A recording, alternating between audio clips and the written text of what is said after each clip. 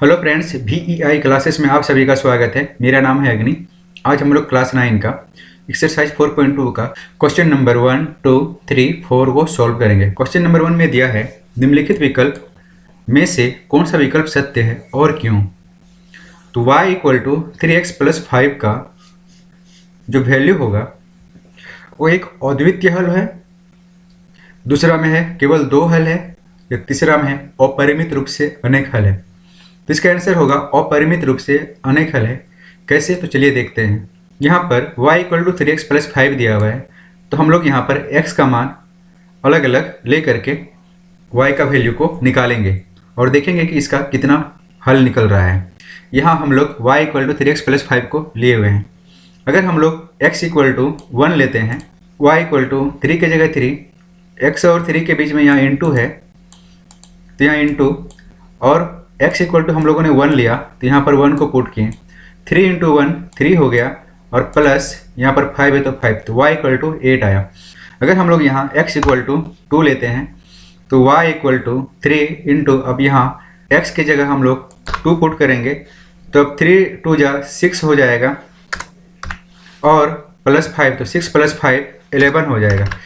तो इस तरह से हम जितना यहाँ पर x का वैल्यू लेंगे, मेरा y का वैल्यू अलग अलग आता जाएगा, तो इसलिए उसका आंसर हो जाता है अपरिमित रूप से अनेक हल।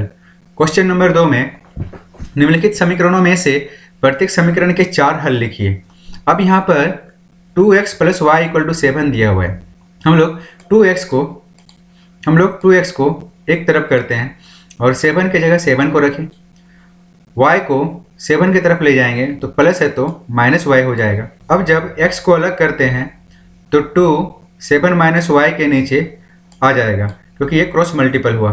अब हम लोग y इक्वल टू 1 को रखेंगे, y इक्वल टू हम लोग 1 रखेंगे तो x की जगह x रहा, 7 की जगह 7 रहा, y इक्वल टू हम लोग 1 लिए तो यहाँ 1 पुट किए, 7 में 1 गया तो 6 बचा, बाय 2 से 6 को डिवाइड करेंगे तो 3 बार में कटेगा, तो x इक्वल टू हो गया 3।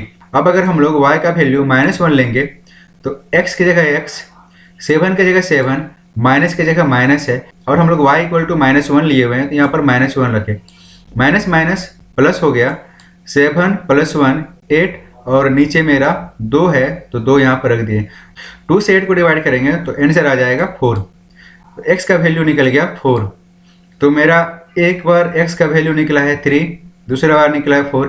अब हम लोग y इक्वल टू 3 लेते हैं, फिर हम लोग x इक्वल टू 7 माइनस 3 करेंगे, क्योंकि 7 की जगह 7 है, हम लोग y का वैल्यू 3 लिए हुए हैं, तो यहाँ पर y की जगह हम लोग 3 पुट किए, 7 में 3 जाएगा, 4 बचेगा, 4 को 2 से डिवाइड करेंगे तो आंसर आ जाएगा 2। अब हम लोग y इक्वल टू -3 लेंगे, x equal to 7 minus y equal to हम लोग -3 लिए हैं तो यहाँ -3 लिखे, 7 माइनस माइनस प्लस, तो 7 और प्लस 3 10 हो जाएगा, 10 को 2 से डिवाइड करेंगे तो आंसर आ जाएगा 5। तो हम लोग का 4 वैल्यू निकल गया, x equal to 5, x equal to 2, x equal to 4 और x इक्वल टू 3। उस वैल्यू को हम लोग यहाँ पर पुट कर दिए। क्वेश्चन नंबर 2 में pi x plus y equal to 9, हम लोग x को अलग करेंगे, 9 की जगह 9 को रखें, y को 9 की तरफ ले जाएंगे तो प्लस है तो माइनस y हो जाएगा, और पाई को क्रॉस मल्टीपल कर नीचे ले आएंगे तो x इक्वल टू हो गया 9 minus y by pi. y का वैल्यू अगर 1 लेते हैं तो x इक्वल टू 9 माइनस 1 नीचे पाई, तो 9 में 1 जाएगा तो 8 बाय पाई, तो x का वैल्यू हो गया 8 बाय पाई।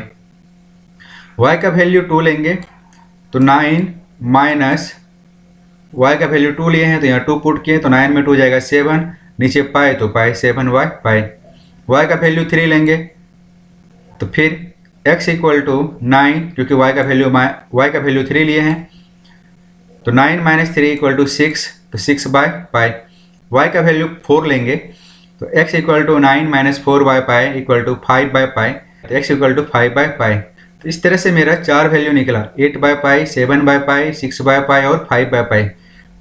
तो x का value 8 by pi, 7 by pi, 6 by pi और 5 बाय पाई, और y का जो वैल्यू हम लोग लिए हुए थे वो हम लोग यहाँ 1 2 3 4, ये 1 2 3 4।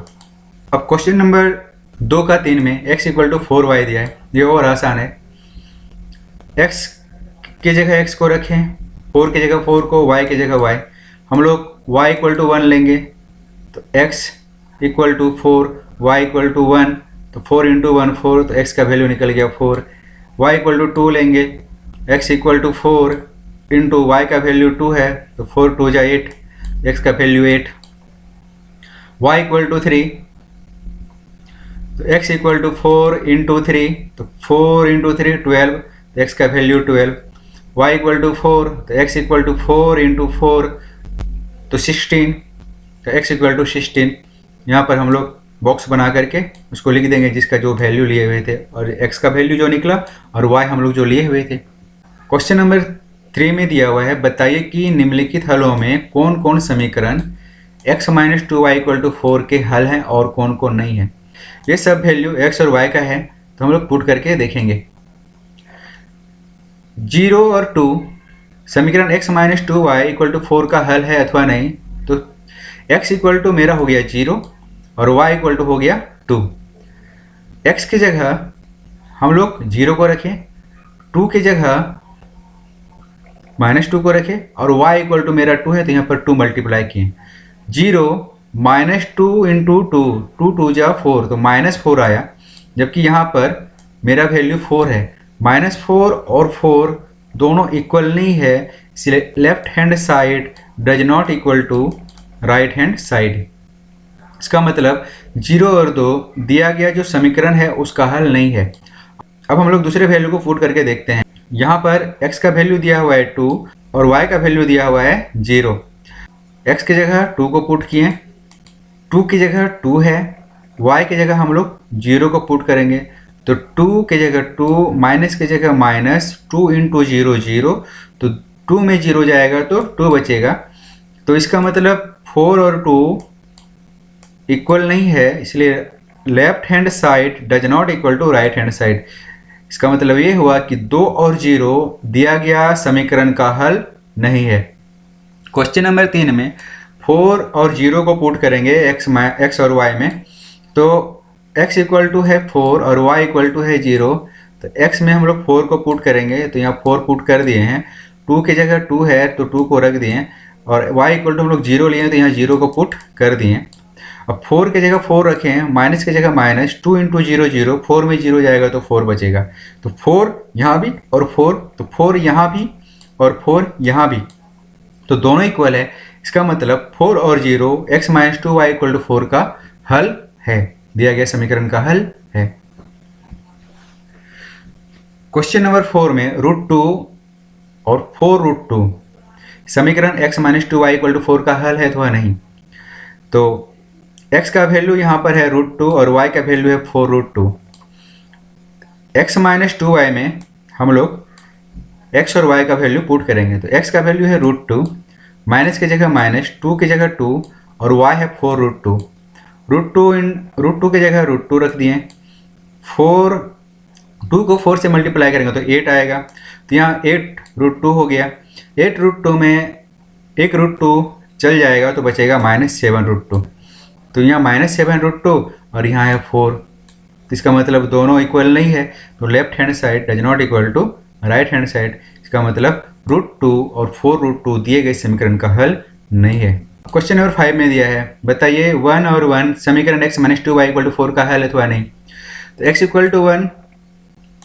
1 और y = 1। x की जगह 1 पुट किए, 2 की जगह 2 है, y की जगह भी 1 पुट करेंगे, 1 की जगह 1, 2 × 1 2, यहाँ माइनस है तो माइनस, -2 में 1 जाएगा तो -1, -1 और 4 इक्वल नहीं है, इसलिए left hand side does not equal to right hand side. अतः 1 और 1 समीकरण x - 2y = 4 का हल नहीं है। क्वेश्चन नंबर 4 में k का मान ज्ञात करना है, जबकि x = 2 और y = 1 दिया है। तो समीकरण 2x + 3y = k का एक हल हो। समीकरण 2x + 3y = k का एक हल हो, इसके लिए हम लोग x और y का वैल्यू पुट करेंगे तो k का वैल्यू निकल जाएगा। तो 2x plus 3y equal to k, x equal to 2, y equal to 1। 2 की जगह 2 और x का वैल्यू यहाँ पर 2 लिए, प्लस है तो प्लस, 3 की जगह 3, y का वैल्यू हम लोग यहाँ 1 लिए, तो 2 इंटू 2 4, 3 इंटू 1 3, 4 और 3 हो गया 7, तो k इक्वल टू हो गया 7। फ्रेंड्स, अगर आप लोग को वीडियो अच्छा लगा है और ये वीडियो आप लोग के लिए हेल्पफुल है तो इसे ज़्यादा से ज़्यादा शेयर करें और सब्सक्राइब करें। Thank you.